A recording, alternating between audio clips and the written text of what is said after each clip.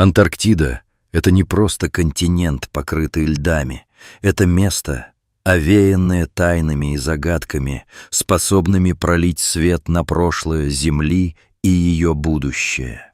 В 2018 году в сердце этого морозного континента собралась команда ученых из США, России, Китая и Индии. Их цель заключалась в исследовании нечто неведомого, что ставило под сомнение все ранее известные человеческие знания. Эта статья расскажет о том, как давление обстоятельств и необъяснимое поведение находок привели к трагическим вопросам о будущем нашего мира. Экспедиция началась в начале зимы 2018 года. В то время как большинство людей искали тепло в своих домах, команда ученых прибыла на Антарктическую исследовательскую станцию, полную решимости разгадать загадки, которые веками покоились под слоями льда. Во главе этой группы стоял Роберт Смит, ведущий исследователь из США, который привез с собой не только научное оборудование, но и множество ожиданий. Каждый из участников команды имел свою специализацию, что стало важным фактором в их работе. Роберт Смит — американский геолог и руководитель экспедиции. Он был полон амбиций, и его стремление к открытиям обострялось от необъяснимого ощущения, что их исследование станет великим вкладом в науку. Алексей Волков, российский геофизик, человек с богатым опытом и железной стойкостью, в глазах которого проскальзывала тревога при каждом новом открытии. Нихал Рой, индийский физик, чье беспокойство иногда мешало ему сконцентрироваться, но дело, которое они затеяли, было слишком важным, чтобы позволять этому чувствовать себя слабым. Цао Линь, китайский инженер, которым двигал не только профессионализм, но и любовь к разгадкам загадок, что было проглядываемо в его взгляде. Каждый из них вносил вклад в общую задачу, однако общая цель оставалась очевидной — раскрыть природу 4 странных саркофагов, которые были обнаружены под слоем льда. Саркофаги выглядели необычно. Их поверхности будто бы сияли полированной гладкостью даже под тусклым светом ламп. Они вызывали удивление и немалые страхи, но главное — вопросы, на которые команда не могла найти ответа. Форма и материал. Каждая фигура имела четкие ребра и линии, которые казались вырезанными не в соответствии с природными формами, что вызывало волнение по поводу их происхождения. «Вы только посмотрите на эти формы», — произнес Волков. Его голос был полон недоумения. «Происхождение. Лазеры в доисторические времена. Тогда кем же были эти ремесленники?» — иронизировал Цао, подчеркивая неопределенности места и времени создания саркофагов. Первая ночь в Антарктической исследовательской станции стала странной. Роберт не мог заснуть. Его мучил кошмарный сон о взглядах призраков, наблюдающих за ним. Он проснулся в 3 часа ночи и, прислушиваясь к безмолвию, услышал слабый гул, доносящийся из глубин станции. Это породило у него неподдельное чувство тревоги. Поднявшись с койки, он поехал к ангару, где хранились саркофаги.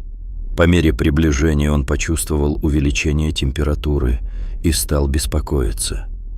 «Что-то не так», — подумал он, и остальное волнение быстро росло в его груди, когда он увидел, что остальные члены команды тоже не спали, блуждая по лаборатории с пустыми напуганными лицами. «Ты тоже это слышал?» — произнес Алексей, крепко сжимая чашку остывшего чая. Его глаза излучали тот самый ужас, который мучил Роберта. «Какой-то низкий звук, будто вибрация», — подтвердил Нихал, озабоченно рывком взглянув на саркофаги. Они приблизились к саркофагам и заметили нечто странное. На один из ящиков попала капля воды, и она дрожала, почти как будто саркофаг сам по себе вздрагивал. «Он вибрирует или земля?» — выдохнул Цао, и его голос почти потерялся в пустотах ангаров. Когда Роберт прикоснулся к гранитной поверхности, он почувствовал, что камень был теплым. Этот контраст с окружающим холодом был парадоксальным, и казалось, что с саркофагами происходит нечто чудовищное и необъяснимое. Наутро они пришли к решению вскрыть один саркофаг, однако это оказалось непростой задачей. Крышка не поддавалась ни физической силе, ни инструментам. Когда они в конце концов подключили резак, раздался низкий звук, который сопровождался стонущими звуками, и как только последняя микросекунда прошла, крышка откинулась. То, что они увидели внутри, привело их в состояние шока. Внутри лежал цилиндр из неизвестного металла, исчерченный тончайшими насечками, которые часто напоминали руны.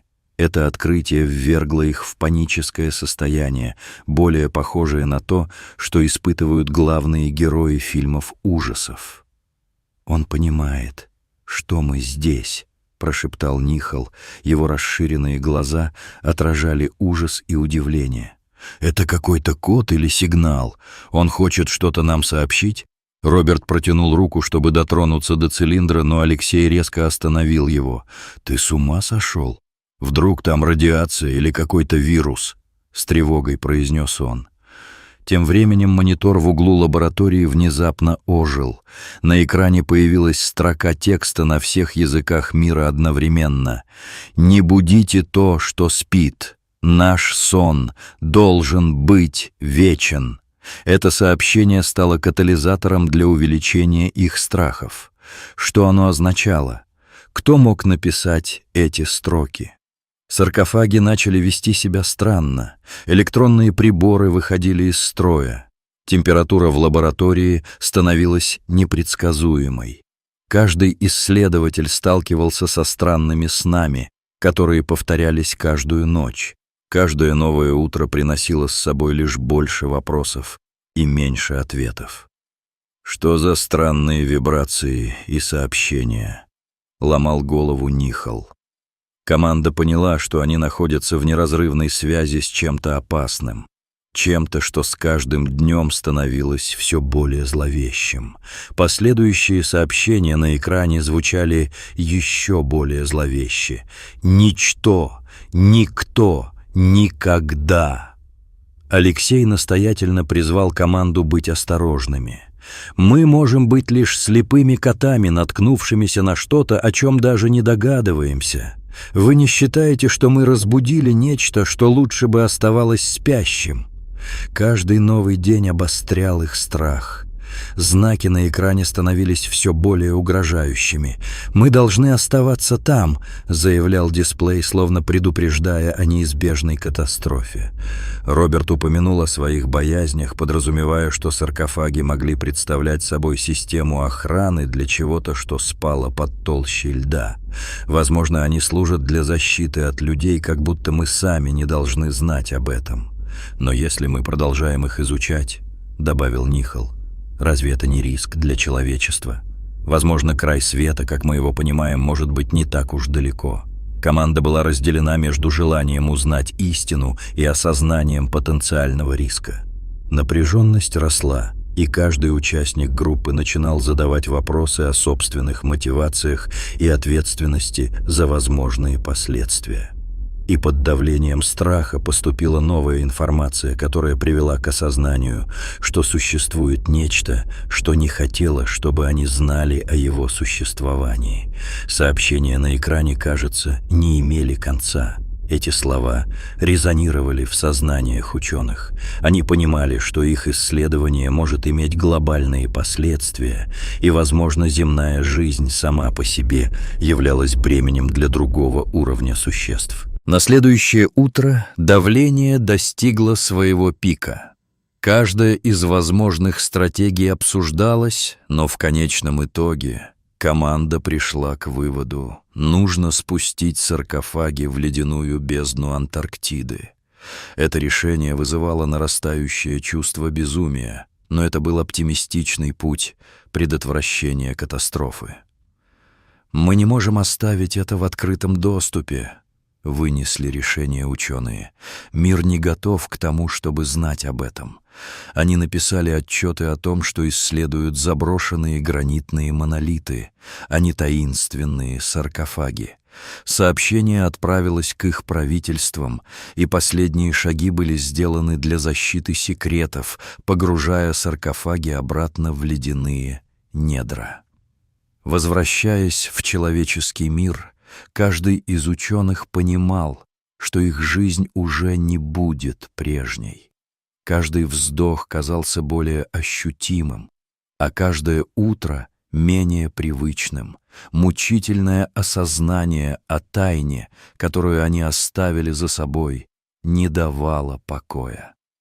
Возвращаться к нормальному существованию было практически невозможно. Где-то в ледяной бездне под Антарктидой находились не просто объекты, находился ключ к пониманию существования, противостояния и самого человечества. Они оставили ту темную часть своего научного пути за собой, но не могли избавиться от того, что это не было завершением. Еще более стойкое ощущение о том, что они стали частью чего-то большего, что-то, что может затмить само существование жизни на планете.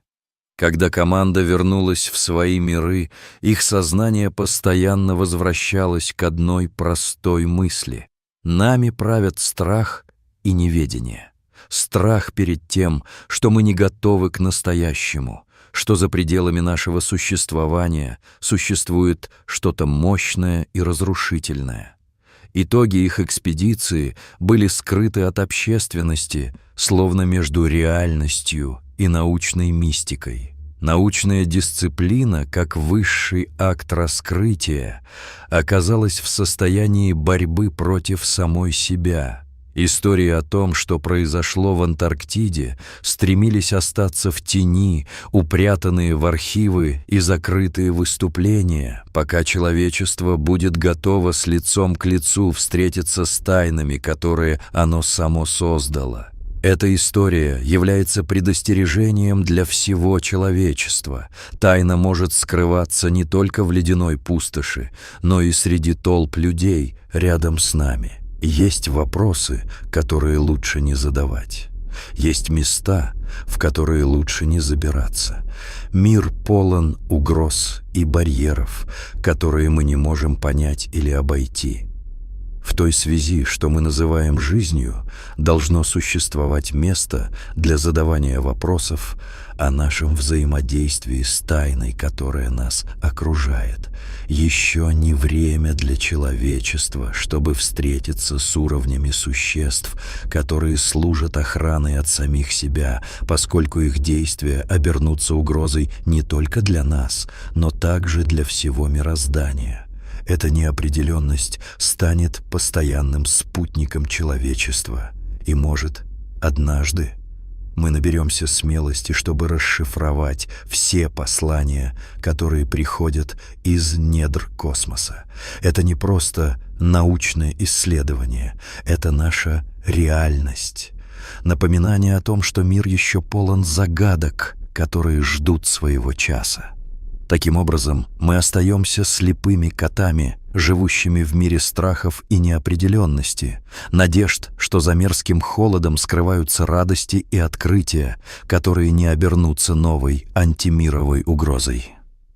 Уважаемые зрители, напоминаю, что это рассказ, основанный на теории искусственного происхождения Земли и версии, что кто-то скрыл нашу планету от связи с большим космосом. Спасибо за просмотр.